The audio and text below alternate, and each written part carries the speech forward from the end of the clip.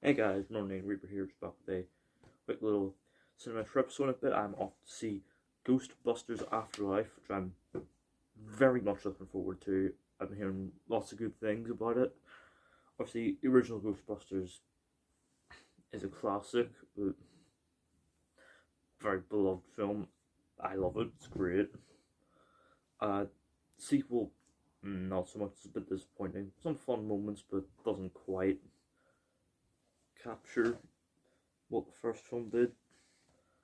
And then there's the 2016 film, which my brain tells me something happened in 2016, but I don't know. But here we are, Ghostbusters Afterlife, the long-awaited actual Ghostbusters 3. So yeah, in a bit I head off to the cinema to see it. I'm very much looking forward to this. I'll give you my thoughts after I've seen the film. So yeah, I didn't spend too much more talking. Yeah, head out to the cinema, see Ghostbusters Afterlife, because I ain't afraid of no ghost.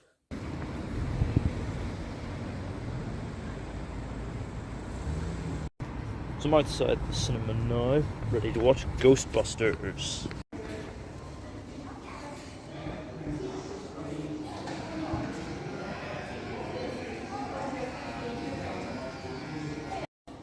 Bit of redesign work being done.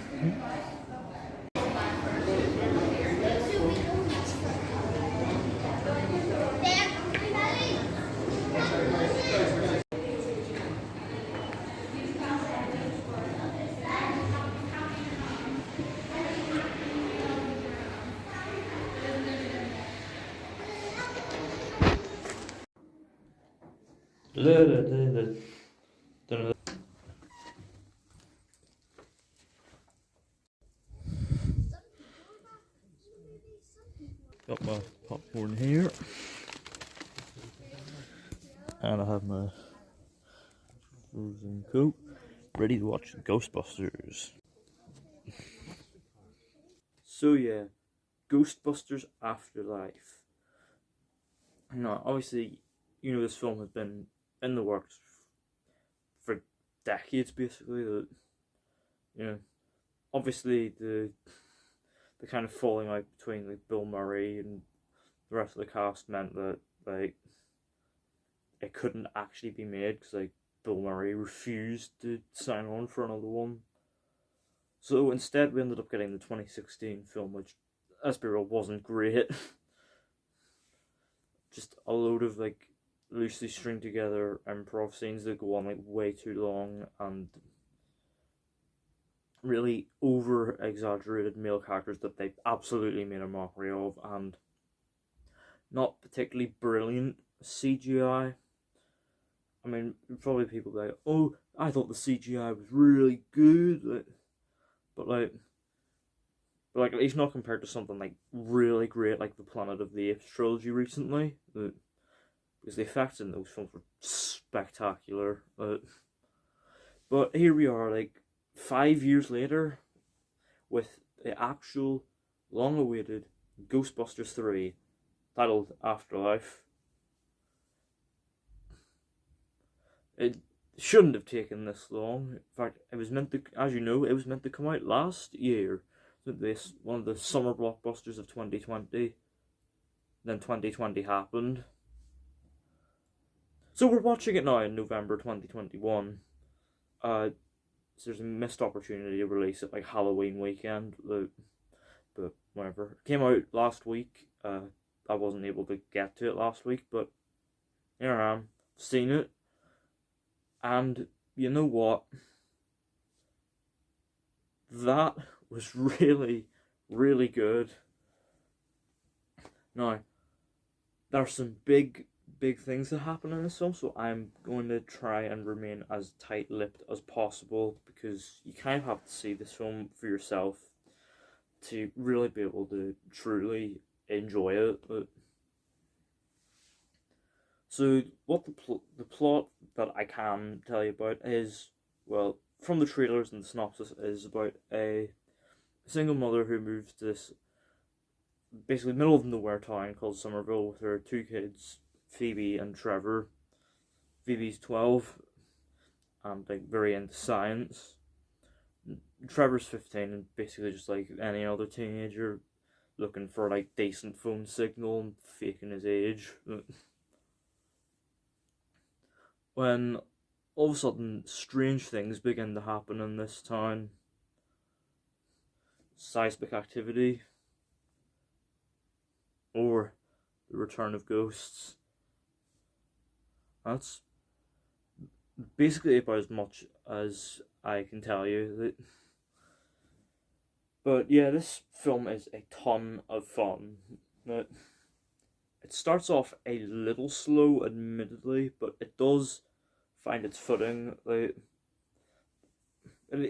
even in these slower segments, it's actually like used well. We actually spend time with the characters. We get to know them a bit, so we can watch them grow and develop. Gee, remember when stories could be simple and character focused, and not literally have everything be connected to some larger universe?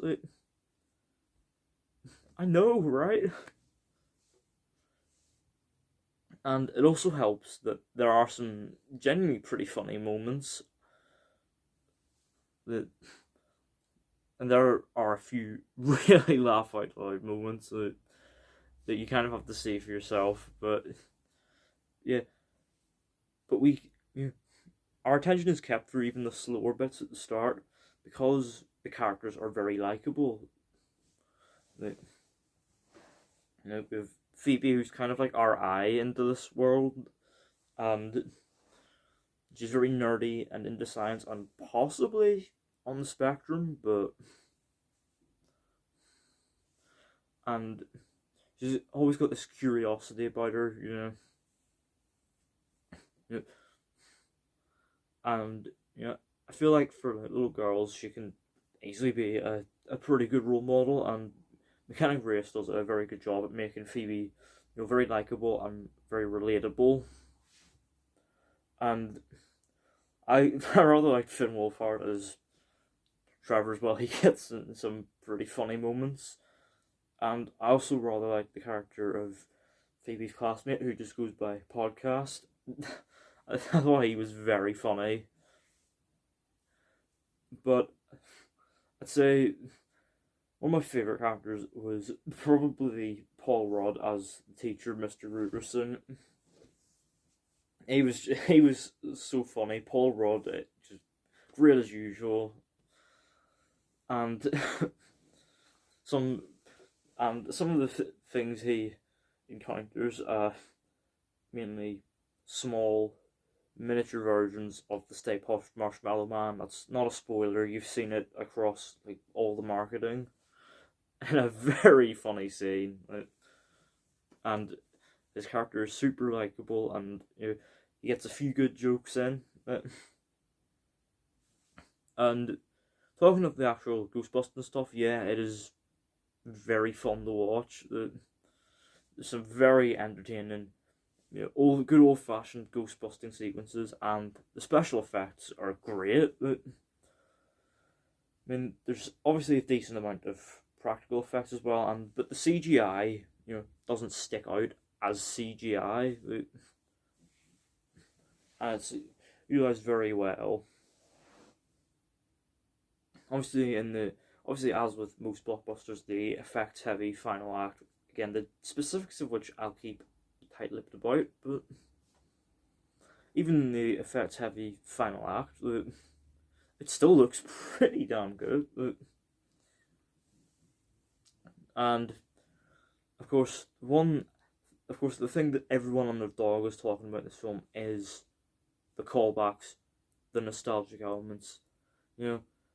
One thing you kind of worry about going in is that this would be like just a cynical, like, money-making nostalgia bait attempt to get to get the fans' money, because obviously no, like obviously because they didn't go and see the 2016 film, so gotta lure them back somehow. But genuinely, this I think is some of the best pure nostalgia bait and fan service I think I've seen in a film for quite some time. That it doesn't come from a very cynical and greedy, soulless place like Disney would do, for example. Like, it genuinely feels sincere.